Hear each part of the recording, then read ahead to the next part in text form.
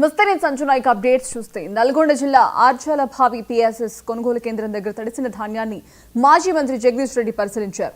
జిల్లాలో ఎక్కడ చూసినా హృదయ విదారక దృశ్యాలే కనిపిస్తున్నాయని, పంట నష్టపోయి పుట్టెడు దుఃఖంలో రైతులు విలవిల్లాడుతున్నారని చెప్పారు. ప్రభుత్వం చేతగాంతన ఓవైపు, ప్రకృతి ప్రకోపంతో అన్నదాతలు బలయ్యారని విమర్శించారు. జిల్లా మంత్రులు కమిషన్ల మీద దృష్టి సారించారని మండిపడ్డారు. పీపీసీ సెంటర్ ఇది.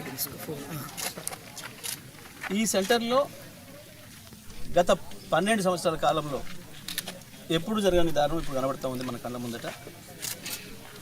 ఈ ప్రభుత్వ నిర్లక్ష్యం వల్ల నెల 15 రోజుల నుండి రైతులు తీసుకొచ్చి కష్టపడి పండించి పోసిన ధాన్య రాసులు మీకు కనబడుతున్నాయి వందలాదిగా.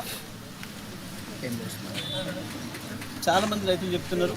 ఇప్పుడు ఈమె మహిళా రైతు చెప్పింది 15 రోజులు అయింది తీసుకొచ్చి పెట్టి తడిచింది. మధ్యలో నా కొడుకు యాక్సిడెంట్ కూడా అయింది, ఇక్కడికి వస్తుంటే నేను కొన్ని రోజులు హాస్పిటల్ కూడా వెళ్ళాల్సి వచ్చింది అని చెప్పి మీరే చెప్పి విన్నారు అందరు కూడా. సో అట్లా ప్రతి రైతు ఇక్కడికి వెళ్ళినా దాదాపుగా ప్రతి ధాన్యపు రాశిలో అంచబడి మొత్తం కూడా ఇదే పరిస్థితి. ఇవాళ ఈ జిల్లా మంత్రులు వాళ్ళ కోతలకు అడ్డే ఉండాలి.